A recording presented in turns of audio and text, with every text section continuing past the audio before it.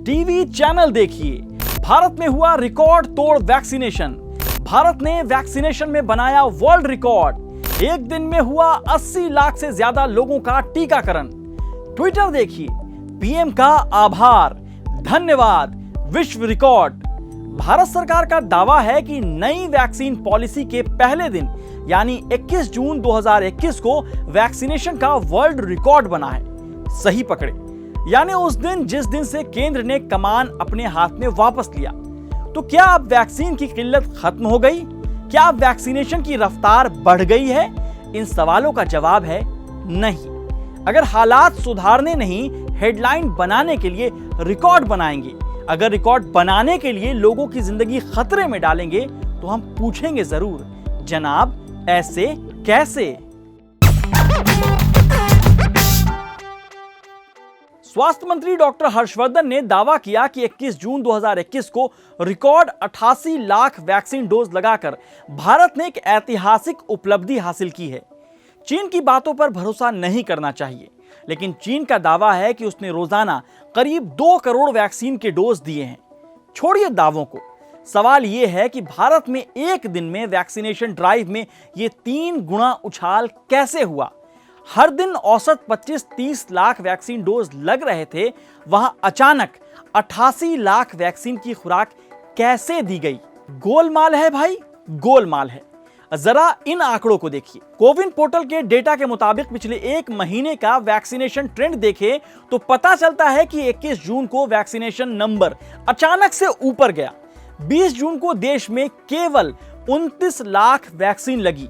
ये आंकड़ा पहला और दूसरा डोज मिलाकर है। 20 मई से 20 जून के बीच आंकड़ों पर नजर डालें तो सबसे ज्यादा वैक्सीन 14 जून को दी गई, जब कुल 38 लाख डोज दिए गए। जिस मध्य प्रदेश में 21 जून को रिकॉर्ड 17 लाख डोज दिए गए, वहीं उससे एक दिन पहले 20 जून को राज्य में सिर्फ 692 डोज दिए गए। हां, सिर्फ 692। 19 जून को 22,000, 18 को 14,000। पिछले हफ्ते सबसे ज्यादा डोज 14 जून को 4,92,000 दी गई थी। वहीं वैक्सीनेशन कैंपेन के अगले दिन 22 जून को 5,000 से भी कम डोज, जी हां 5,000 से भी कम। ऐसे ही कर्नाटक में 20 जून को करीब 68,000, 21 जून को 11 लाख से ज्यादा और फिर 22 जून को करीब 4 लाख डोज दिए गए।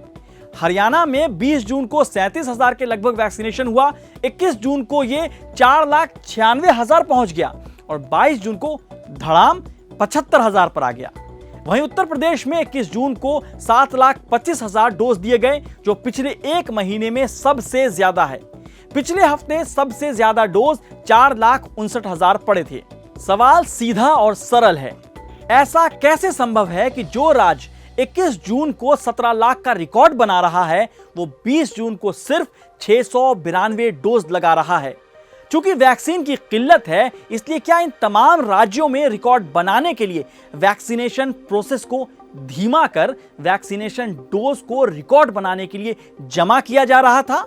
अगर हां, तो क्या सैकड़ों हजारों लोगों को जानबूझकर कुछ दिनों के लिए टीके से वंचित किया गया और उन्हें खतरे में डाला गया? अभी मैंने आपको जिन 3 राज्यों का डेटा दिखाया, वो सारे बीजेपी शासित राज्य हैं। कीर्तिमान की कलई जिस तरह से 22 जून को खुली, जिस तरह से 21 जून को 88 लाख डोज और अगले ही दिन 22 जून को 54 लाख डोज लगे, उससे जाहिर है कि सरकार ने रिकॉर्ड बनाकर हेडलाइन तो हथिया ली, लेकिन हालात पर काबू नहीं पा सकी। बड़ा सवाल यह है कि क्या हम 21 जून वाली रफ्तार जारी रख सकते हैं? सच्चाई यह है कि रोजाना 80 लाख डोज की दर को बनाए रखने के लिए हमें जुलाई में 25 करोड़ वैक्सीन खुराक की जरूरत होगी। खुद सरकार के मुताबिक केवल 13.5 करोड़ खुराक की आपूर्ति संभव है।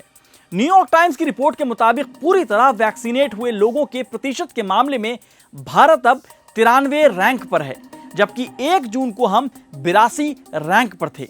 सच्चाई यह है कि हमने करीब 30 करोड़ डोज लगाए हैं, हमें 200 करोड़ डोज देने हैं, यानी 170 करोड़ डोज चाहिए।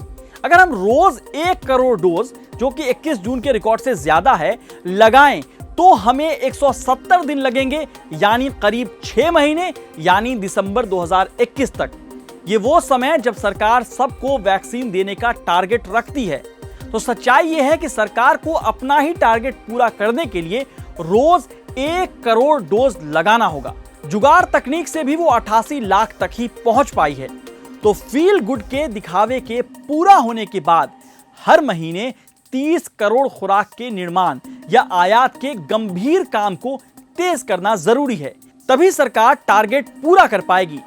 तीसरी लहर से भारत की जनता की जान बच पाएगी। हेडलाइन मैनेजमेंट जानलेवा लापरवाही हो सकती है। हेडलाइन मैनेजमेंट की लत से पहले ही कम आफत नहीं आई है। उत्तराखंड में हुए कुंभ को लेकर कहा गया कि सब चंगासी, बाद में पता चला कि कोरोना के फर्जी टेस्ट हो रहे थे। अब आशंका है कि कुंभ दूसरी लहर का एक बड़ा कारण बना। इस साल की शुरुआत में ही ऐलान कर देना कि सब काबू में है और दूसरी लहर की तैयारी ना करना, नतीजा करोड़ों संक्रमित, मौतों का डरावना डेटा। ऐसे वक्त में हेडलाइन मैनेजमेंट भूल लाइफ सेविंग मैनेजमेंट की चिंता होनी चाहिए। नहीं तो हम पूछेंगे, जनाब ऐसे कैसे?